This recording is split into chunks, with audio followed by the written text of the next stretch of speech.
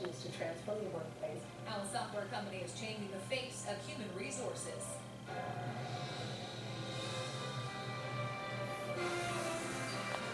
CTV News with Tara Overholt. Good evening. A young family was preparing to make London their home when their dreams were shattered by a drunk driver. Now the man responsible for the tragedy has pleaded guilty. Jerry DeWine joins us with the latest on this story. Jerry. Tara, Susanna and Razvan Dumitru had recently come to Canada from Romania, and with their 2-year-old son, George, they were ready to begin a new chapter in their lives. But then tragedy struck. The car they were in was struck from behind by a Mercedes-Benz traveling more than 200 kilometers an hour. The collision happened just outside Kitchener last November. 29-year-old Susanna was killed. Little George suffered critical injuries. Now the driver of the Mercedes, 26-year-old Ahmad Darwish, has pleaded guilty to 5 offenses in a Kitchener courtroom. They include dangerous driving causing death and impaired driving causing death. Police say Darwish had 2 open bottles in his car, 1 bottle of wine, 1 bottle of bourbon, and refused breath samples 17 times. Razvan Dumitru was a site supervisor for a London housing development, and Susanna was doing architectural drawings and marketing for the developer. They had just finalized plans to purchase one of the Cedar Hollow development homes in northeast London before the fatal collision. His impairment was severe in this case, so it's a case of where he may have not known how fast he was going. The body of Susanna Dumitru was returned to her native Romania for burial. Darwish had a previous drunk driving conviction in 2009. Sentencing for the 26-year-old is expected to take place in May. Thank you very much, Jerry. U.S. President Donald Trump announced his second attempt at a temporary travel ban today.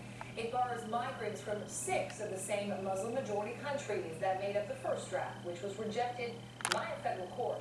With more, here's CTV's Joanne Allen from Washington. There was no fence, just a White House photo of the president signing a new and some would say watered-down version of his travel ban, temporarily restricting people from 6 Muslim-majority countries: Iran, Libya, Syria, Somalia, Sudan, and Yemen. 3 of these nations are state sponsors of terrorism. The other 3 have served as safe havens for terrorist countries. This time Iraq was dropped from the list of banned countries, a key American ally in the fight against ISIS. The U.S. refugee program is suspended, but Syrians will not be banned indefinitely. Common sense dictates that we continually reevaluate and reassess the systems we rely upon to protect our country. The original ban caused panic and chaos at airports here and around the world. Those with valid visas or green card holders were caught up in the confusion. Even children were turned away as Homeland Security scrambled to figure out who would be let in or sent back. Federal lawyers blocked the president's original ban in court, arguing it violated the Constitution. This new version removes language that gave priority to Christians, but critics say the ban is still discriminatory. This new executive order still stigmatizes the faith of Islam and Muslims. Fuck the Muslims. It does not make America any safer, but does make America less great. The president's second attempt at a travel ban was drafted in the hopes it would survive the courts, but already civil liberties groups are considering legal challenges and protests are being planned before the ban takes effect next week.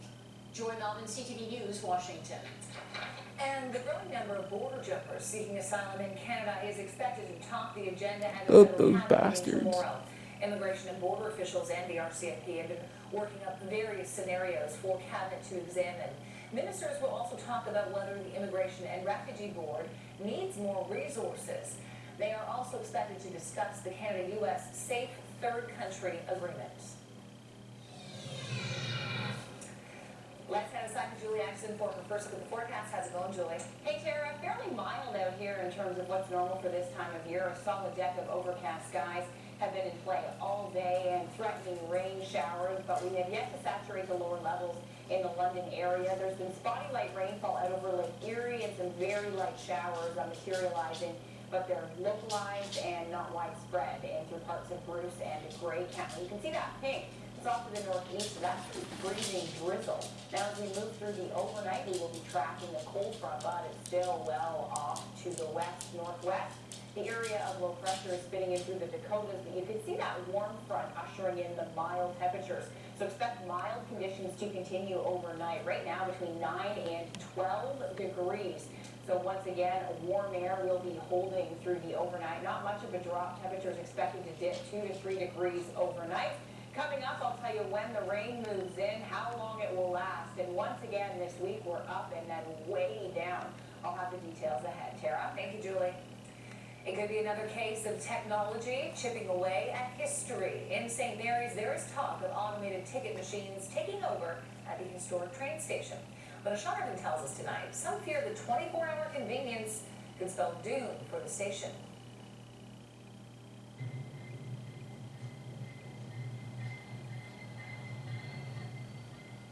In a small town, this remains a rare sight.